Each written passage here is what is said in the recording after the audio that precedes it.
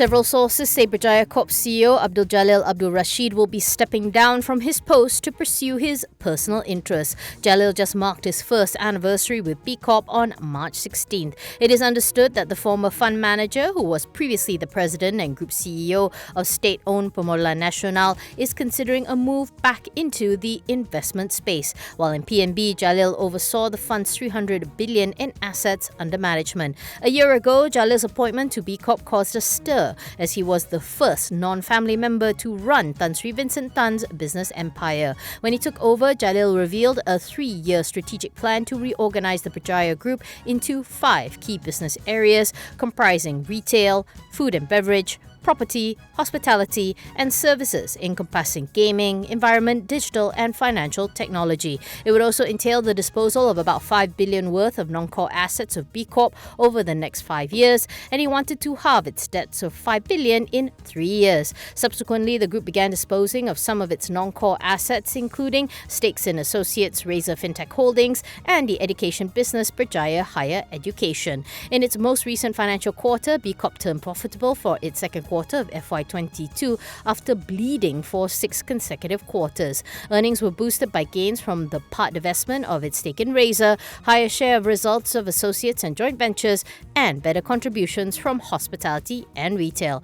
As at the time of this video, BCorp has yet to comment. On his verified Twitter account, Jalil's latest tweet centered around how priorities change once you get COVID and spend time at home, particularly spending uninterrupted time with family.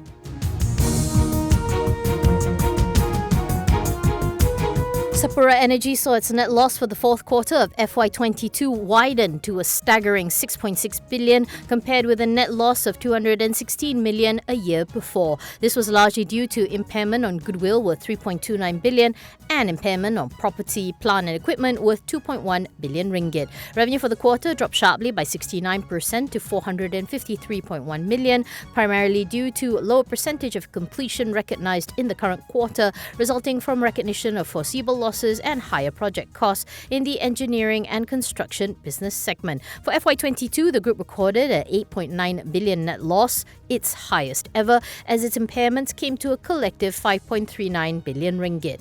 Annual revenue fell by 23% year-on-year to 4.13 billion from 5.35 billion due to lower contribution from its E&C and operation and maintenance segments. Group CEO Dato' Anwar Taib described FY22 as one of the most challenging years in the group's history as it faced an unprecedented liquidity crunch. In a statement, Anwar explained that its current financial constraint is a culmination of many factors, including contracts accepted on onerous terms and operational issues exacerbated by the COVID-19 pandemic. He adds that almost all the project losses were from legacy contracts. Sapura's liquidity challenges were also due to an unsustainable debt level and high overdue payables to its vendors, and was compounded by the fact that its working capital facilities have been suspended since October 2021. The group says that it hopes to overcome the financial and operational challenges in FY22 as it commences negotiations with its clients on some of its underperforming contracts to seek amicable solutions to help curb its losses. To address its debt issue, Sephora successfully applied for and was granted 2 orders by the High Court to allow it to begin court-sanctioned debt restructuring exercise with creditors. The orders, which includes a restraining order, will help to create a stable platform for the group to negotiate with creditors while its operations can continue. Moving forward, Anwar says that Sephora will be selective in its bids to focus on preferred regions, namely Asia Pacific and the Atlantic, where it can be competitive. He says that the company will be shifting the balance of its project portfolio in the short to medium term towards installation and transportation and anchor its construction activities at the Lumot Fabrication Yard.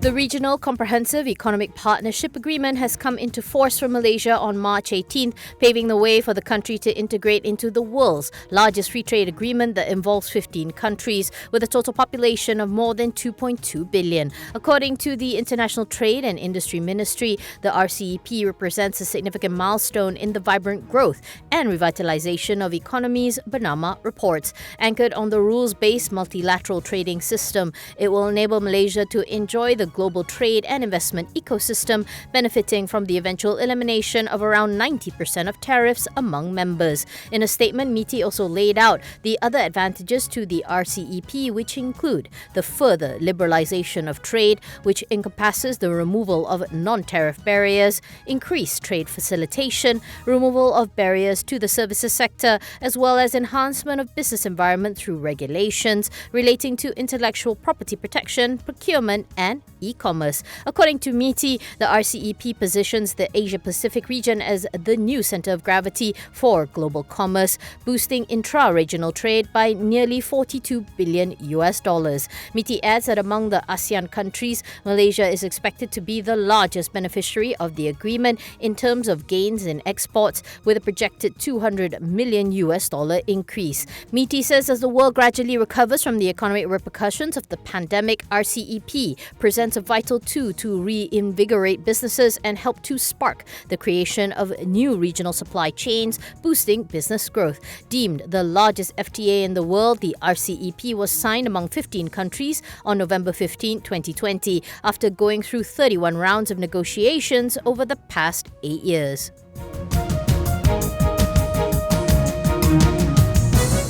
Bintai Kinden Corp is collaborating with Institute Jantung Negara on developing a COVID-19 vaccine in Malaysia. In a statement, Bintai Kinden said pursuant to its Memorandum of Understanding with IJN in September 2020, it had entered into a cooperative agreement to establish a strategic partnership in the area of commercial development of a COVID-19 vaccine in Malaysia. It said the collaboration was based on an existing partnership between Bintai Healthcare, Generex Biotechnology, and NuGenerex Immuno-Oncology. Under the agreement, Bintai Kinden will be responsible for the introduction of the COVID-19 vaccine in Malaysia, while IJN will perform and lead the clinical tests of the vaccine as required by the Ministry of Health. Bintai Kinden Executive Director Azri Azerai says the partnership with IJN will bring the company a step closer to introducing a new COVID-19 vaccine in Malaysia. He says after Generex has received the full Food and Drug Administration approval on the vaccine and provides full documentation, the Malaysian company will commence the registration process to the National Pharmaceutical Regulatory Agency. Bintai Kinden also handed over a 100,000 ringgit mock cheque as the initial grant to IJN through the establishment of the Bintai Healthcare IJN COVID-19 Research Grant to fund the necessary research programs.